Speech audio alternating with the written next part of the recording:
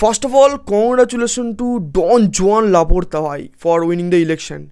আজকে ইলেকশন নিয়ে সারাদিন মানে বার্সেলোনায় হুমড়ি হয়েছিল যে কে জিতবে ইলেকশনটা। ফাইনালি ভিক্টর ফন্টকে হারিয়ে জোয়ান লাপোর্তা আবার প্রেসিডেন্টের জন্য ইলেক্টেড হয়ে গেল, যেটা হওয়ার ছিল ভাই। প্রথমত ভিক্টর ফন্টকে কেউ পছন্দ করতো না, সো এটা একটা ফর্মালিটি ছিল, এই প্রেসিডেন্টের ইলেকশনটা একটা ফর্মালিটি ছিল।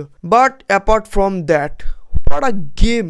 অনেক দিন পর একটা dominating game by football club de Barcelona. আর বিশেষ করে এই গেমটা হওয়া জরুরি ছিল, তার কারণ হচ্ছে নেক্সট ম্যাচ আমরা ফেস করবো নিউক্যাসল ইউনাইটেডকে। তার আগে এই গেমটা, এই ডমিনেশনটা দরকার ছিল। হ্যাঁ ভাই, 2টো গোল খেয়েছি, বাট এটাই হান্সি ফ্লিক, এটাই বার্সেলোনা।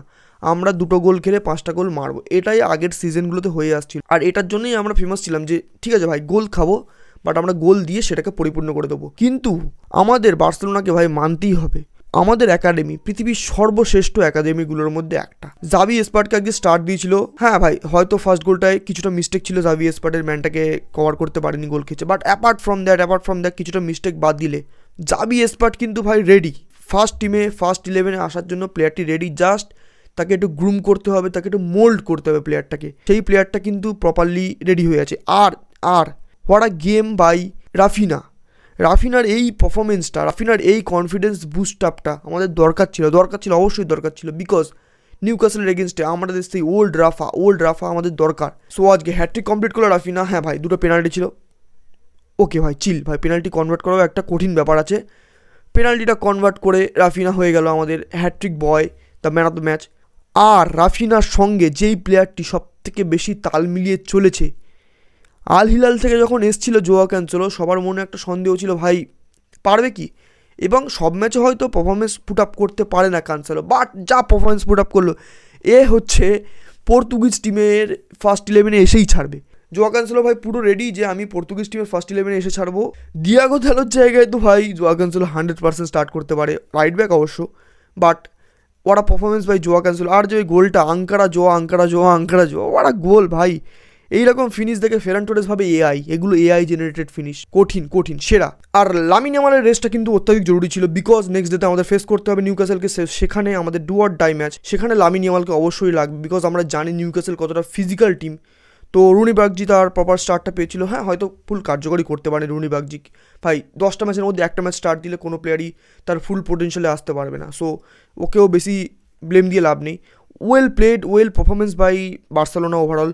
ওরা গেম বাই ড্যানি অলমো। অনেক দিন পর, অনেক ম্যাচ পর 10 out of 10 performance by Dani Olmo. Marc বের্নারও টপ নচ পারফরমেন্স, পেদ্রিও টপ নচ পারফরমেন্স, মানে ওভারঅল মিডফিল্ডে টপ নচ পারফরমেন্স। আর সেভিয়া কিন্তু ডিফেন্সে অনেক স্পেস দেয়, সো সেভিয়াকে পেনিট্রেট করাও সোজা ছিল বার্সেলোনা, অনেক স্পেস পাচ্ছিল। আমাদের আরও অনেক গোল দেওয়া উচিত ছিল, অনেস্টলি বলছি ভাই। আরও অনেক গোল, লেভানডস্কির ওপেন চান্স মিস, আমাদের রাফার চান্স মিস, আমাদের অলমোর চান্স মিস। সো সেই সব জিনিসগুলো বাদ দিলে আমাদের কম করে আজকে 8টা গোল দেওয়া উচিত ছিল। সো ওভারঅল দিক থেকে দেখতে গেলে আমাদের অত্যাধিক ডমিনেটিং পারফরমেন্স। বাট ভাই, আজকের হাইলাইট ছিল আমাদের বার্সা বয়ের কামব্যাক, গাভির কামব্যাক। হেডফোন দিয়ে যারা ম্যাচটা দেখেছে তাদের ভাই যদি গুজবাম্পস না আসে, সারা বার্সা ফ্যানই না। পুরো 56,000 দর্শক যখন অ্যাপ্লজ করছে, ক্রেজি। প্রথমত রাফিনা উঠে যাচ্ছে, তার অ্যাপ্লজ, গাভি আছে, ও ভাই সাহাব, ডমিনেটিং। মানে এই ফ্যান বেশি আমাদের দরকার। এই ক্যাম্প নিউয়ের এই অ্যাটমসফিয়ারটাকেই আমরা মিস করছিলাম, এই ক্যাম্প নিউয়ের ক্রেজি ম্যাডনেসটাকে মিস করছিলাম। আর আমি এখন তো 100% শিওর যে আমরা নিউক্যাসলকে বিট করবোই করবো। আমাদের এত পজিটিভনেস ভাই টিমের মধ্যে। আর এই ডমিনেটিং ভিক্টরিটা আমাদের দরকার ছিল, তার কারণ হচ্ছে রিয়াল মাদ্রিদ কিন্তু আগের দিন 4-1 গোলে জিতেছে। সো তাদেরকে ওভারটার্ন করতে, তাদেরকে বিট করতে কিন্তু আমাদের এই ডমিনেটিং ভিক্টরিটা দরকার ছিল। আর হান্সি ফ্লিক অ্যান্ড বয়েজ বললো দাঁড়াও, ওরা 4টে মারলে আমরা 5টা মারবো। সো হান্সি ফ্লিক, তুমি গ্রেটেস্ট, তোমার কোনো জবাব নেই। আর একটা মেন জিনিস তুমি বোঝো, যখন তুমি দেখবে একটা রেটিং অ্যাপে, মানে আমি সত্যি বলছি, আমি খুব বেশি রেটিং অ্যাপকে রেট করি না, কারণ ভাই ওরা যা হাগে। বাট একটা রেটিং অ্যাপে যখন তুমি দেখবে সব থেকে খারাপ রেটিং পেদ্রির, তার মানে তুমি বুঝবে তোমার টিম আজকে সত্যি ভালো খেলেছে। কারণ পেদ্রির খারাপ ম্যাচ যায় না, অনেস্টলি বলছি। পেদ্রি যেভাবে হোক ম্যাচ ভালো বার করে নেয়, বাট ওভারঅল সব টিমের মধ্যে যখন তুমি দেখবি সবথেকে খারাপ রেটিং পেদ্রি, তার মানে তোমার টিম আজকে কাঁপিয়েছে এগেনস্ট নিউক্যাসল। আই থিঙ্ক আমাদের এই ট্রিও মিডফিল্ডারদের ওপরই যাওয়া উচিত, যে তোমার বার্নাল, পেদ্রি আর অলমো। ঠিক আছে, ফেরমিন আর অলমোর মধ্যে যে কোনো কাউকে সুইচ করাতে পারে, বাট আই থিঙ্ক অলমোকে স্টার্ট দেবে। কিন্তু আমাদের ব্যাকআপগুলো কিন্তু ভাই একটু ভরসাযোগ্য না। তার কারণ হচ্ছে কাসাডোর কথা যদি আমি বলি, কাসাডো কিন্তু অলওয়েজ ভাই ডবল ফুটের ট্যাকেলে চলে যায়। সো সেখানে যদি আমাদের কোনো প্লেয়ার ক্ষুধা না খাস্তা ইনজোর্ড হয়ে যায় তো আমাদের কিন্তু সিন টাইট আছে। সেম অ্যাজ আরাউ আসার পর থেকে কিন্তু ডিফেন্স লাইন এরকম হাঁ হয়ে যায়। সো সেখানেও আমাদের কমতি আছে। আর যদি আমাকে বলা হয় যে আমাদের ডিফেন্স লাইনকে নেক্সট সিজন স্ট্রং করতে গেলে কোনো একটা প্লেয়ারকে কাট আউট করতে হবে, ছাঁট করতে হবে, ভাই আমি সবার আগে বলবো আরাউর ব্যাগপত্র প্যাক করো, ওকে গিয়ে পার্সোনালি ছেড়ে দিয়ে আসো। আমিও ভাই আরাউকে প্রচুর সাপোর্ট করেছি, প্রচুর করেছি, বাট আমাদের টিমকে এগোতে হবে, ওই নস্টালজিয়া মার্চেন্ট হয়ে থাকলে হবে না। সো টিমের ওপর ভরসা দেখাতে গেলে ভাই আমাদের ডিফেন্সকে নেক্সট সিজনে স্ট্রং করতে হবে। আর যেহেতু লাপোর্তা জিতে গেছে, সো আই থিঙ্ক লাপোর্তা অ্যাটাকিংয়েও আমাদের একটা প্লেয়ার এনে দেবে। সো আই থিঙ্ক আমাদের ভিক্টর ওসিমেন আর নিকো স্লটারব্যাকের পিছনে যাওয়া উচিত। এই দুটো প্লেয়ার যদি দুটো সিচুয়েশনে চলে আসে তাহলে আমাদের টিম কিন্তু ওভারঅল দিক থেকে স্ট্রং হয়ে যাবে আরও। কারণ আমাদের দেখছো যে ডিফেন্সিভলি কিন্তু আমরা একটু উইক আছি। জেরার্ড মার্টিন, জেরার্ড মালদিনি যতই ভালো খেলুক, পাউ কুবার্সি যতই ভালো খেলুক, তাও দেখলে বোঝা যায় ভাই ডিফেন্সিভলি বাকিদের টিমদের স্তর। এখন তুমি যদি আর্সেনালের সঙ্গে তুলনা করে, বার্সেলোনার ডিফেন্সিভ স্তর ভাই কোনো ম্যাচ নেই, ঠিক আছে ভাই। এসপার্ট টপ লেভেলের প্লেয়ার আছে, শুধু মোল্ড করো, খেলাও, চান্স দাও, পারফরমেন্স করো, আস্তে আস্তে ইভলভ হবে, যেরকম বালদে হয়েছিল।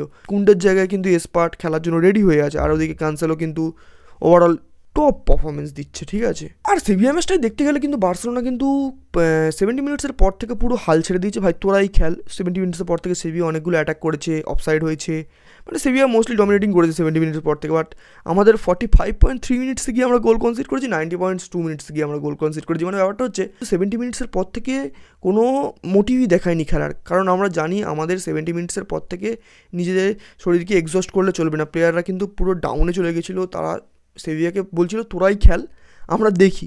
আর সবথেকে ফানি ব্যাপার হচ্ছে আমরা কিন্তু গোলটা খেয়েছি 45.3 মিনিটসে আর 90.2 মিনিটসে। মানে আমরা কিন্তু শেষের দিকে গিয়ে পুরো হাল ছেড়ে দিচ্ছি, অপোনেন্টকে খেলার সুযোগ করে দিচ্ছি। তো সেইটা করলে চলবে না। আমরা কিন্তু আগের সিজনে দেখেছি আমরা ওই শেষের দিকে গিয়ে হাল ছেড়ে দিতে গিয়ে ইন্টার মিলান, ওটা আমি আর তোমাদের মনে করতে চাই না, ঠিক আছে ভাই, সরি মনে করিয়ে দিয়েছি।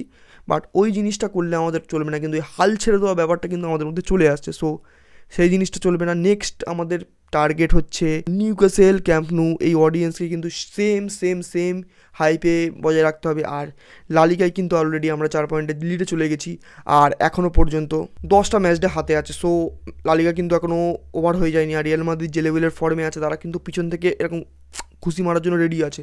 সো লালিগাকেও হালকা নিলে চলবে না, আর ইউসিএলকে তো হালকা নিয়ে চলবে না ভাই। এই সিজনে যদি বার্সেলোনা সেমিফাইনালে ইউসিএলে না যেতে পারে, এর থেকে ধিক্কারজনক ব্যাপার আর হয় না।